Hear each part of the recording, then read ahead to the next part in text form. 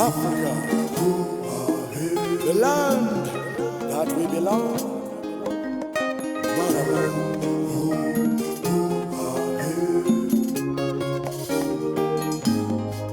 Africa, Africa, land that we belong.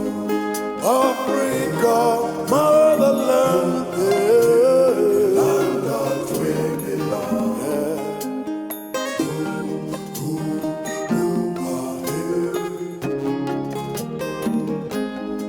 Let us remember ancient Africa.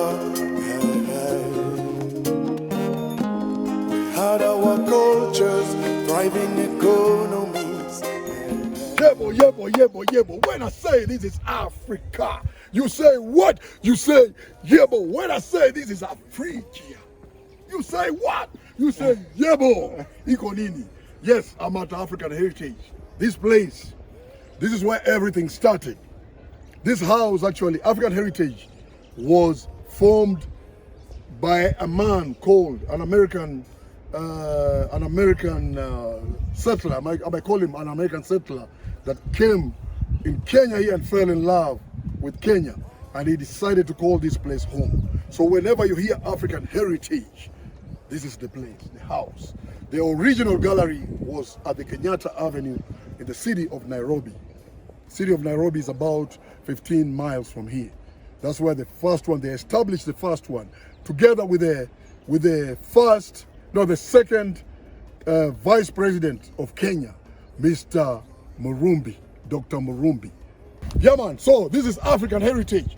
Mr. Alan Donovan, he got buried here. He passed peacefully in his sleep, and he got buried on these 8 acres of land. Yeah, man, iko nini? As we are walking, I have Mr. DJ Proma. DJ Proma inside. How you all doing? Welcome to African Heritage with Justus Koe representing Culture Hub. Yeah, this is one of my mentees. My mentees. That's what's up. Yeah. Mr. Paul Haba. What's up? What's up? I want to welcome Introduce you yourself. guys. So I'm hosting you guys today. Sure. I'm the host. Even though Justo is one of the pioneers, founders of African Heritage House, but I want to correct him. Alan was not a settler. Alan was just a traveler who was passing through the African continent, living with the indigenous groups, the communities, and then fell in love with the African art. He started his collection, opened up the first ever Pan-African gallery on the continent. My bad. Yeah, he corrected it. The first Pan-African continent. You know why I said that he was a settler? Right. You know why I said he was, because he settled here. All right. And he called this place his home, yes. You may continue. Yeah, so I want to welcome you guys. Please, if you have time, you have free time, come and visit. Come check out his collection of African art that he has done throughout 20 plus countries of Africa.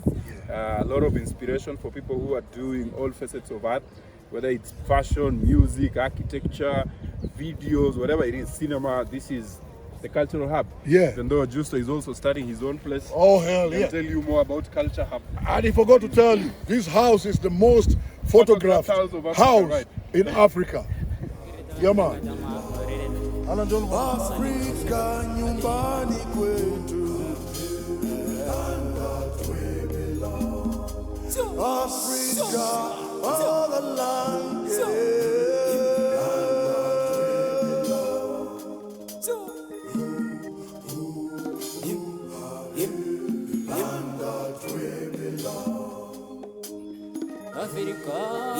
Africa. All right, let me say hi to Mr. Alan Donovan. See though, we're right here. That's how we used to call him. Mr. Alan, he got buried here. You see that seat over there? That used to be his favorite spot. Right. Yeah, you see there? Mr. Alan, he selected this spot himself. Yeah. Himself, we were here. We were witnesses. I was here 3-4 days before, and I found him here. And he said this is where he was going to get buried. He changed his mind because he was supposed to be buried next to Dr. Murumbi. Yes, at City Park. Right. Because we were there with him too. Yeah. But he said he changed his mind last minute and he decided to get buried here. I'm a witness, and even Paul is a witness. Right. We were there the last days with Mr. Allen. We spent the last days with him. Yeah. So this is where he was buried. It was his favorite spot. He decided this is how he wanted his head to be, right there and overlooking the national park and the SGR. Because at one time, that railway, these people wanted to demolish this masterpiece for that railway. Who does that?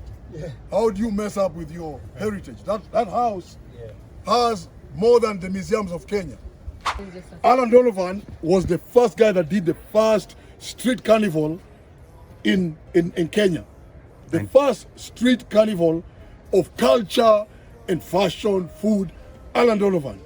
He came up with all these ideas. It's exactly what we did in Europe. 8 cities in Europe. Not a joke. The biggest tour ever to come out of Kenya. Yeah, right here. You see how African women are beautiful. Come and look before you even get there. Look at how African women are beautiful over here. Come and see. Come and look at these African women. So this was a troop. This was a troop of models that did the 30th anniversary of African heritage. Oh man! Textile look at how tour in pretty Europe. they are. Huh? You can't beat this. Beauty. Nobody is better than the original. I'm telling you. African queens.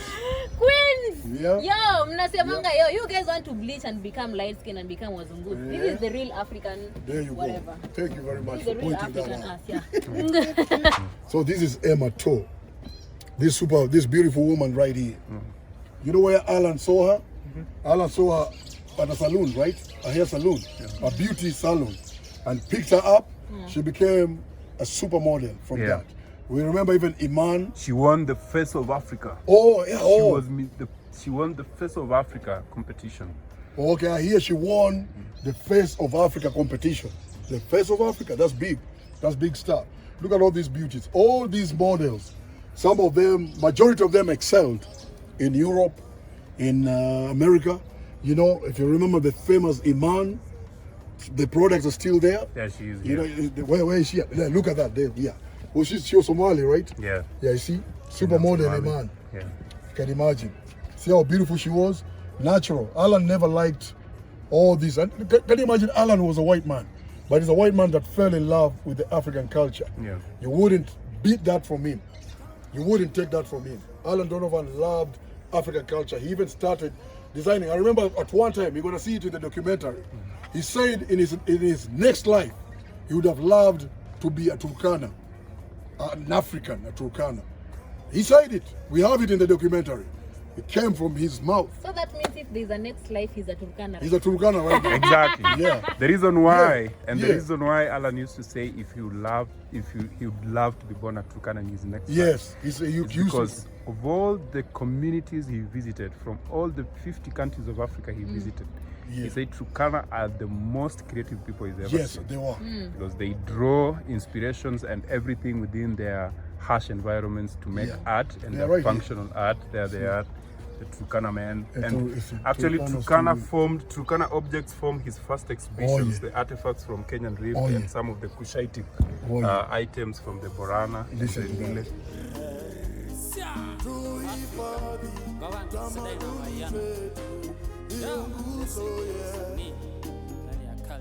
Zazi wajao wazipote zote jameni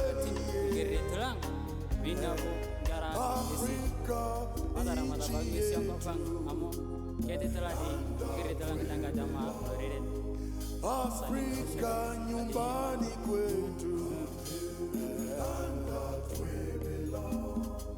Afrika